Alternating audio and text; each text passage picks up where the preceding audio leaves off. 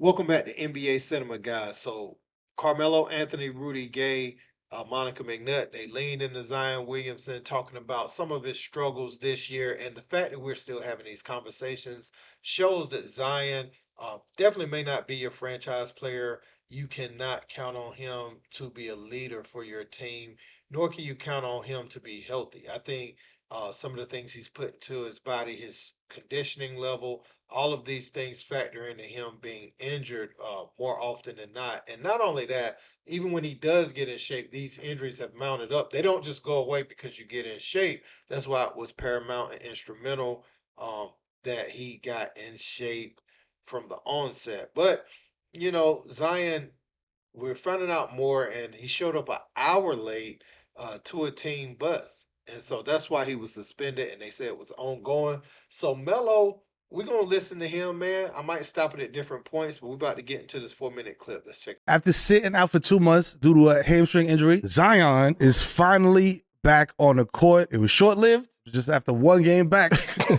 They suspended him for violating their team policies. He was reportedly late for the team flight and multiple practices. How does he get out of his own way? He needs to get like a tutor, right?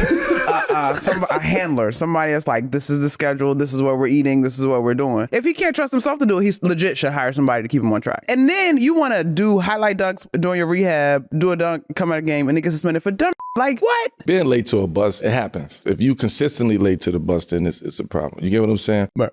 The hour late is crazy. It don't matter who you are. You're not even paying attention. You don't even care at that point. Willie Green, players guy. Yes. Like, this is not, the authoritarian crazy coach. Like, Nah. you have pushed it at this point. Yeah, it's either you don't give a which I don't want to say that you don't give a I'm going to give you the benefit of the doubt. Or you just pissing on the territory and you're just saying, it, yo, this is my way of saying, get me out of here. Jimmy said it in the NFL, Tyreek said it. Players just come out and say it now. If Zion want to get out of there, why don't he just say, yo, get me the out of here? This is like the dark side to player empowerment. I don't even think it's that, though, because he don't even have the resume to That do part. that. Like, yo, Zion, we are waiting. The NBA needs you just to do what you're supposed to do. Everybody in our era or a little past our era is getting older. We need him. We need him. He was supposed to be it. He don't have the resume that we all would be looking for, that we think where he should be at this point in his career. Right.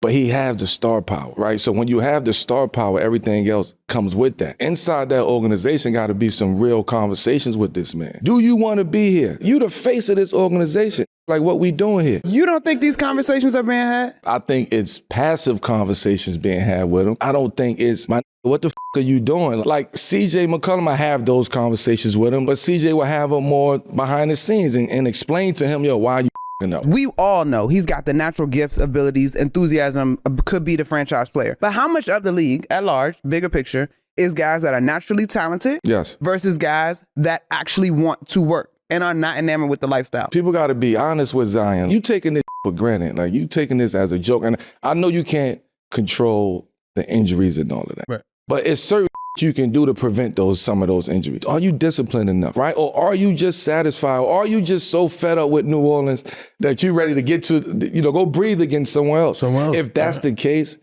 let people know that. When it's feel like you taking advantage of that, that's when you got a problem with. If nobody on that team is having that conversation, that's where the starts at. I thought he was on the right path, though. You know what I'm saying? Like, he was getting right. He had the shaft. He was right. I just don't know where it went left. This is sad. Hope, I'm with you. He got to get it together. That's at the end of the It's day, I sad. just get it together. Like, you just got to say, you know what? I really want this. Because right now, you're not showing it. He got to sleep at night. He got to think about, being this and not kind of panning out to what you were supposed to be. Right.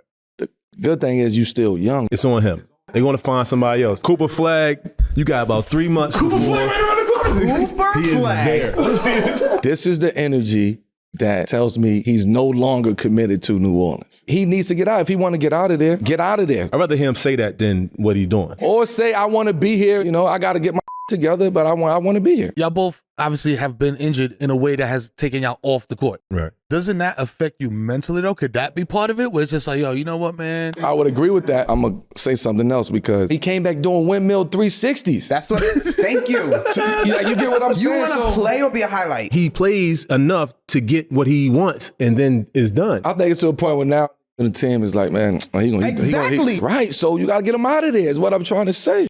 So me personally, man, I think they held on to Zion way too long anyway. Zion has showed you from day one in his rookie contract, the amount of games played, how he had to play in 4 minute bursts, his ballooning way up and down. He showed you in the beginning that this was going to be an ongoing problem. This doesn't get better as you age when your game is predicated so heavily upon athleticism, um, and you're not in shape. That just is not a good recipe. You start talking about an 82 game season and hopefully a postseason run.